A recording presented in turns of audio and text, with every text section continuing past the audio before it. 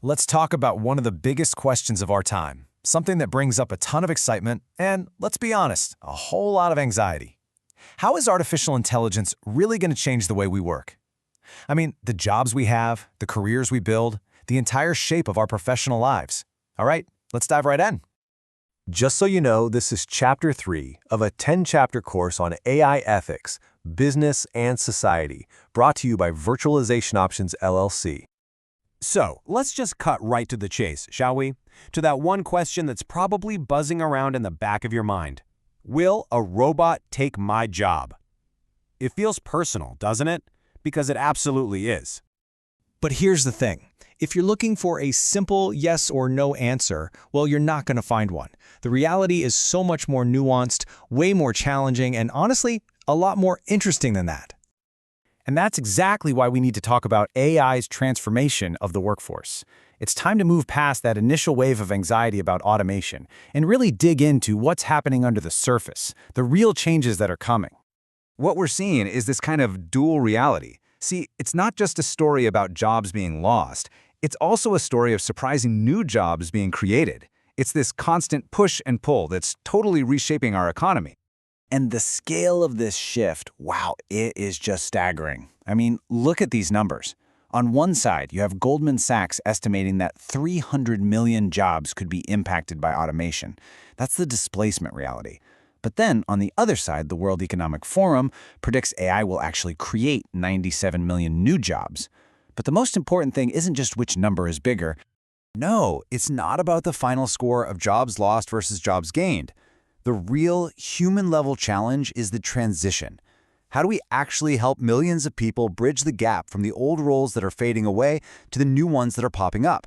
That is the multi-trillion-dollar question right there.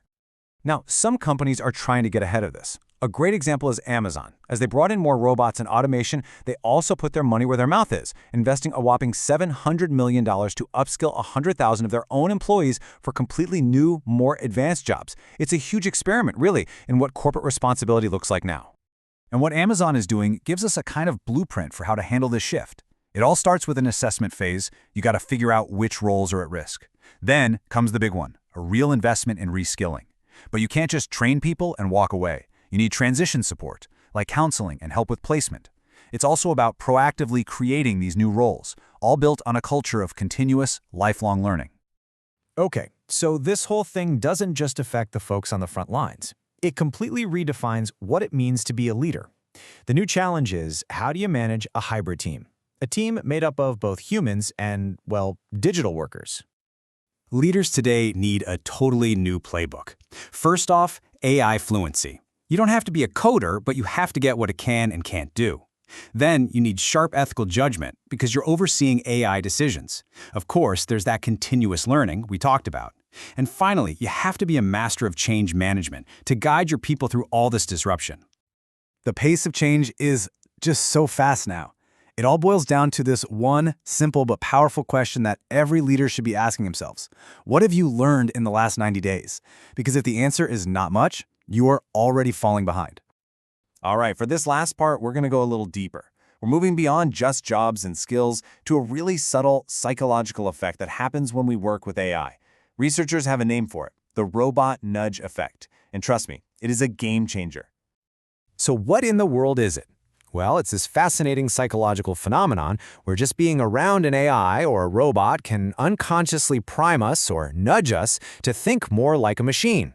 We start to prioritize pure, cold efficiency over human values like fairness or equity. Here's kind of how that chain reaction works. First, you just have a robot present in the room. Its mere presence seems to frame problems in terms of efficiency and optimization.